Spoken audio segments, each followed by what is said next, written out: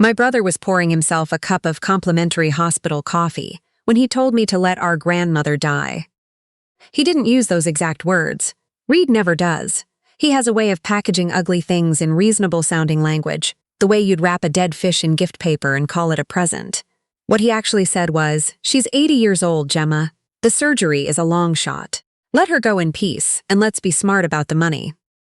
I was standing in the doorway of the family consultation room on the 4th floor of Memorial Health in Savannah.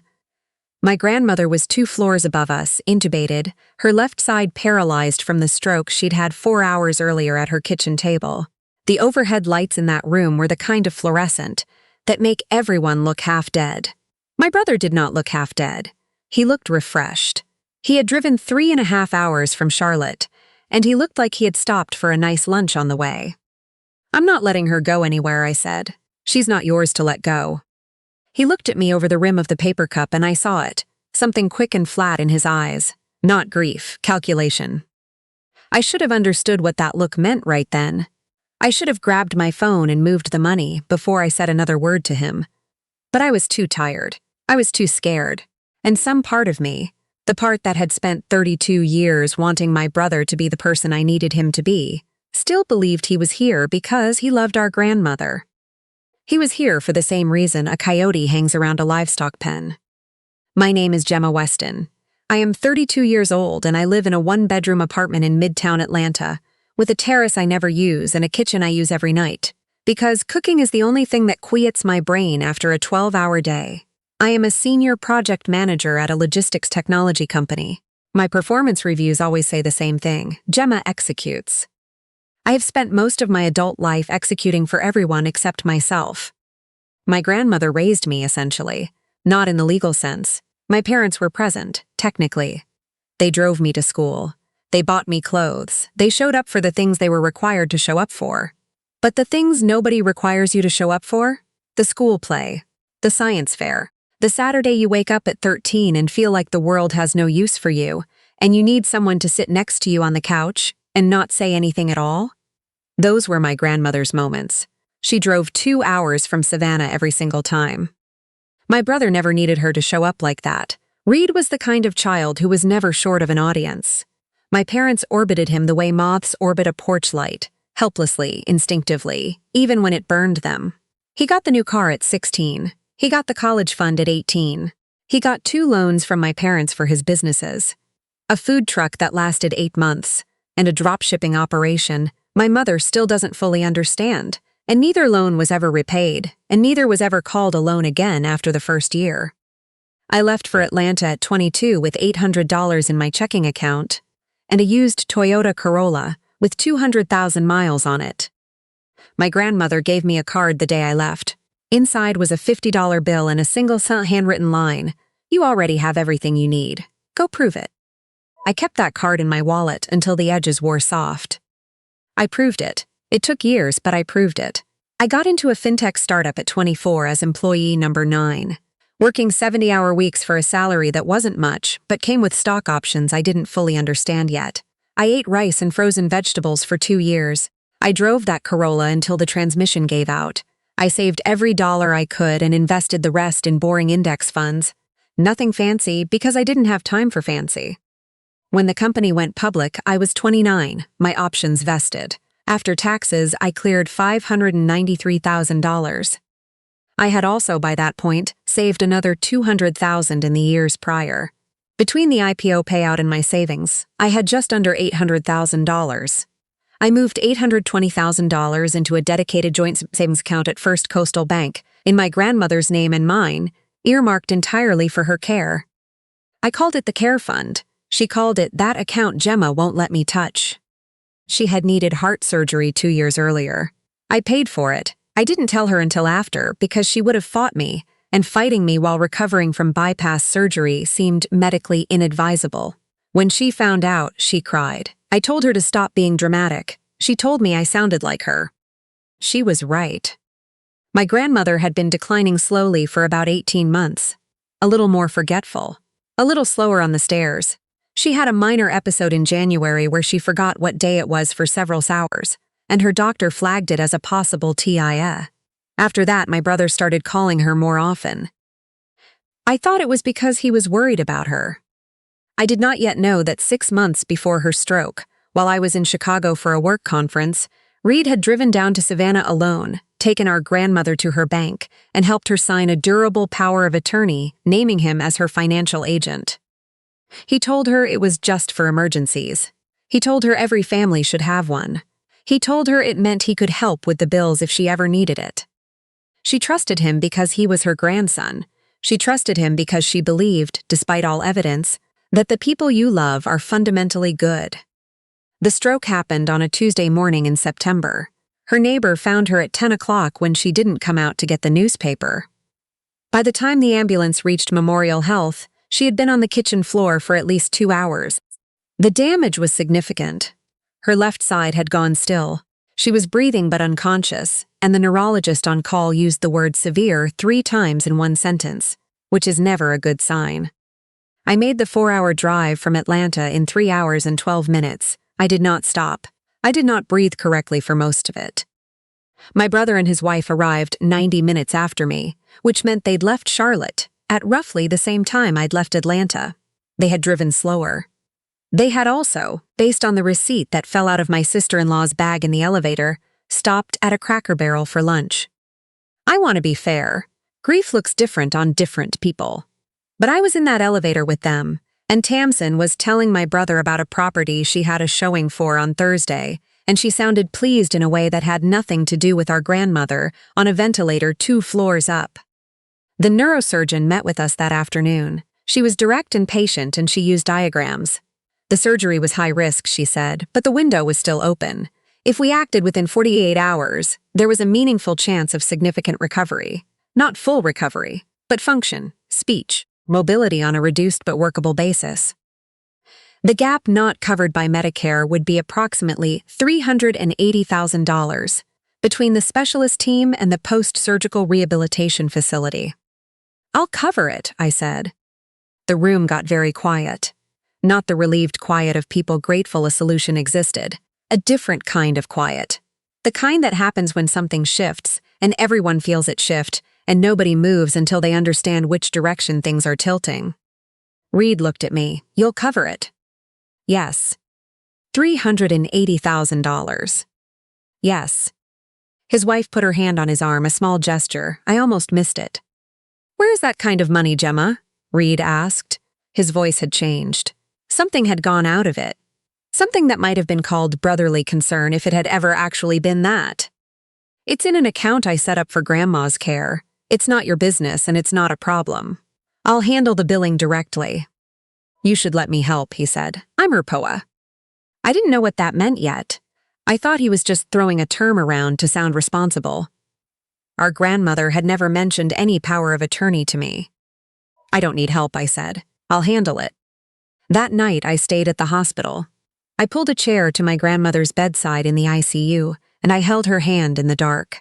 Her hands were small and dry, and they had felt the same since I was a child. There is something about your grandmother's hands that stays constant no matter how much everything else changes. You drove 2 hours every time I needed you, I told her. Stay for me. Just stay. Reed and Tamsin got a hotel room. The next morning I went to the cafeteria for the first time. I had not eaten since the previous day's lunch, and I was starting to feel the fuzzy wrongness of low blood sugar that makes everything feel slightly unreal. I got a coffee and a piece of cornbread, and I stood at a counter near the window because I couldn't bear to be far from the elevator for long. I was gone for 11 minutes. My phone buzzed while I was on the elevator back up. A notification from First Coastal Bank. Wire transfer initiated. $820,000. I stared at the screen. The number didn't connect to anything at first. It floated there, disconnected, like a word in a language I didn't speak. I tapped into the app, the little wheels spun. Error, please try again. I tried again. Available balance. The elevator doors opened. I stepped onto the 4th floor, and I walked to the window at the end of the hall, and I stood there, and I did not scream. I did not cry. I stood at that window, and I breathed, and I watched a pigeon on the ledge outside, and I said, very quietly, to no one, okay. I called the bank from that hallway. The fraud representative confirmed it in a careful, neutral voice. A wire transfer of $820,000 had been executed that morning at 9:47 a.m. It had been authorized under the durable power of attorney on file for account holder Opal Weston.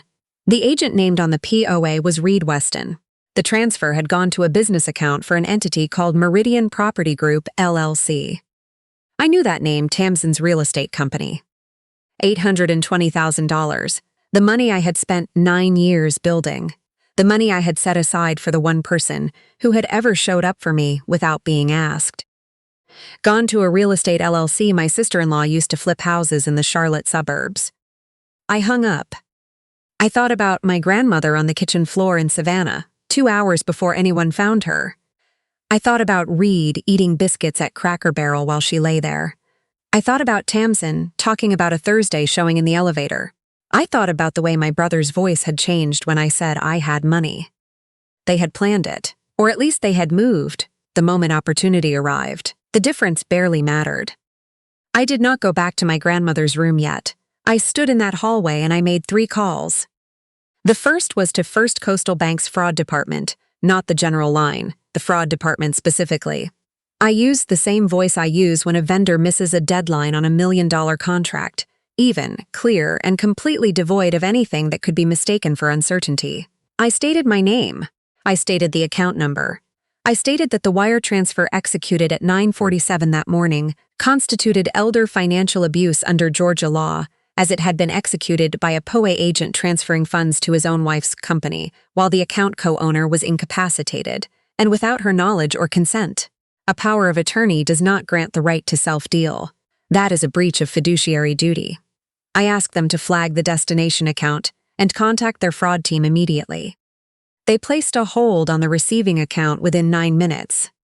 The second call was to Ms. Vance, an elder law attorney in Atlanta, whose card I had kept in my phone for over a year, because I had always known, somewhere in the back of my careful and organized mind, that this day might come. I had hoped I was being paranoid. I had kept the card anyway. She picked up on the second ring. I explained the situation in 3 minutes. She asked 4 questions, then she said, "Don't confront him yet, walk to your car. I'll call you back in 10. The third call I made walking to the parking garage. I called the FBI's financial crimes tip line and reported wire fraud and elder financial abuse. I gave them the account number, the receiving entity name, the PO holder's name, the dollar amount. Wire fraud is a federal offense. The moment that transfer crossed state lines from Georgia to a North Carolina LLC, it became something that does not simply go away with a family conversation. Ms. Vance called back in 8 minutes. She had already pulled the POA document from the county recorder's office.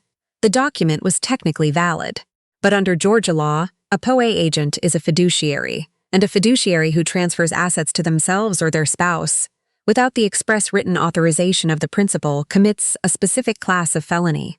She was filing an emergency motion to have the POA revoked and an elder abuse report with Adult Protective Services simultaneously. I sat in my car for 4 minutes. I looked at my face in the rearview mirror. I looked at the woman looking back at me.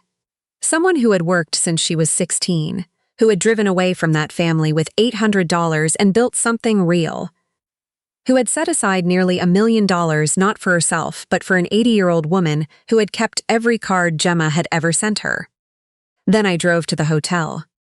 Reed and Tamsin were in the lobby when I walked in. Tamsin had shopping bags from a boutique 2 blocks away. She had gone shopping. My grandmother was in intensive care and Tamsin had gone shopping. "Hey," Reed said when he saw me. He straightened up slowly. It was the posture of a man waiting to see exactly how much I knew. "We were just heading back to the hospital." "I know what you did," I said. I did not raise my voice. There was no need to raise my voice. I know about the POA. I know about Meridian Property Group. I know about the $820,000. Tamsin's face went blank. Not guilty blank, strategic blank. She was already calculating. "Gemma!" Reed's voice shifted into something slow and gentle, the voice he had used since childhood when he wanted to convince me that the thing I had seen was not the thing I thought I had seen. That account was in Grandma's name. I have legal authority over her finances. I was protecting the assets while she's incapacitated. When she recovers... "You moved it to your wife's LLC," I said. "A beat." "For safekeeping," Tamsin said. "That's called self-dealing," I said. Under Georgia law, a POA agent who transfers a ward's assets to their own spouse commits a breach of fiduciary duty. That is a felony. not a misunderstanding, a felony. Reed laughed. Short, reflexive. A defense mechanism dressed up as amusement. You're not a lawyer, Gemma. No, I said. But I have one. She filed the emergency motion to revoke the POA 43 minutes ago. I showed him the confirmation email on my phone. The destination account at Meridian Property Group has been frozen by First Coastal's fraud team since 10:30 this morning. The FBI Financial Crimes Division received my tip at 11:04, and Adult Protective Services opened an elder abuse investigation while I was parking my car. I looked at him steadily. You cannot move the money. You cannot spend it. You cannot undo any of what I just described. Tamsin sat down on a lobby bench. She looked like the air had gone out of her. Gemma, Reed said. His voice was different now. The gentleness had dropped away completely. Underneath it was something much smaller, something afraid. We are family. You used legal documents to steal surgery money from a woman who is fighting for her life 2 miles from here, I said. I have been your family for 32 years. In 32 years, you have never once driven 2 hours to show up for me when I needed someone to show up. I looked at him the way I had needed him to look at me for most of my life, and felt nothing but clarity. She did, every single time. That is the difference between you and her. I turned and walked back out to the parking lot. Ms. Vance arrived in Savannah that evening. The POA revocation was granted by a county judge at 4:17 p.m.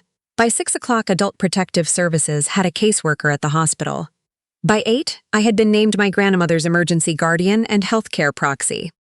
The surgery was scheduled for the following morning. I paid the deposit from a personal line of credit I had opened years ago and never touched. It was not the way I had planned to do it, but I was not going to let paperwork be the reason my grandmother did not get her surgery. The procedure took 6 hours. I sat in the 3rd floor waiting room and I did not sleep. I had a book in my bag and I did not open it. I just sat. Every time the double doors opened, I looked up. Every time it was someone else's person, I breathed in and waited again. At 7:15 in the morning, the neurosurgeon came out. She was still in her scrubs, pulling the elastic from her hair. She said, "She did great." I put my face in my hands. The sound that came out of me was not a word. It was everything at once. The terror and the exhaustion, and the weeks of watching my grandmother get smaller, and the 9 years of working toward something I had nearly lost in 11 minutes while I ate cornbread in a hospital cafeteria. All of it came out. Then I stopped, I wiped my face, I said thank you. My grandmother woke up 2 days later. I was in the chair by her bed. Morning light was coming through the blinds in thin stripes across the floor, and she opened her eyes and looked at me. And the first thing she said, in a slow and careful voice, was my name. "I'm here," I said. She looked at me for a long time. Her face was tired, but her eyes were sharp in the way they had always been sharp. "Read," she said. "I handled it," I said. She closed her eyes then. "I signed that paper. He said it was just in case." "I know, Grandma." "I'm sorry." I reached over and held her hand. Her fingers curled around mine, weak but present. "You don't have anything to be sorry for," I said. "You trusted him because you loved him. That's not a failure. That's just you being you." She didn't say anything for a while. Outside the window, a bird landed on the ledge and flew away. The monitor beeped in its slow and steady rhythm. "You saved me," she said. "You saved me first," I told her. "When I was 13 and felt like nothing. When I was 18 and scared to leave, you showed up every single time." I squeezed her hand. "This is just me returning the favor." She smiled. It was crooked from the stroke, half of it not quite working yet. But it was hers, exactly hers. That was 8 months ago. The $820,000 was returned after a 4-month federal investigation. The funds had been sitting frozen in the Meridian Property Group account the entire time. Reed and Tamsin had been unable to move a dollar before the hold went through.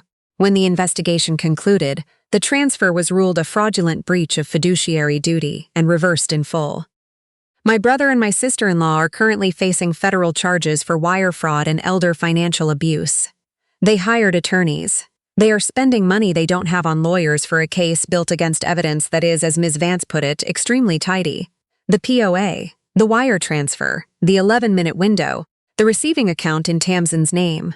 The Cracker Barrel receipt time-stamped while my grandmother was still on the floor of her kitchen. All of it documented. All of it on record. They call me sometimes from numbers I don't recognize. I don't answer. Reed sent a letter through his attorney asking me to consider the impact on the family. I had Ms. Vance respond on my behalf. I don't feel guilt about this. I want to be honest about that. I used to think I would, that somewhere underneath the anger there would be grief for the brother I had wanted him to be. But when I look for that grief now, I don't find it. What I find instead is a kind of quiet clarity. The feeling of a room after you've cleaned it out completely and opened all the windows. My grandmother moved to Atlanta 6 weeks after her discharge. I bought a small house in Decatur with a sunroom on the south side, where the morning light comes in long and warm. She sits in there with her coffee and her crossword puzzles, and sometimes she calls out to me from across the house to ask what a 6-letter word for persistence is, and I call back the wrong answer, and she tells me I should know better. She is walking with a cane. Her speech is slower than it was. Her wit is not. Last week she came to find me on the back porch where I was working on my laptop. She sat in the other chair without saying anything. We watched the neighbor's dog pace along the fence line. The October sun was still warm on our faces. "What are you thinking about?" she asked. I looked at the yard, at the light coming through the oak tree at the back, at her. "That I'm glad you fought," I said. She reached over and patted my hand once, the way she always had, at school plays and science fairs, and every moment in between when words weren't the right tool for the job.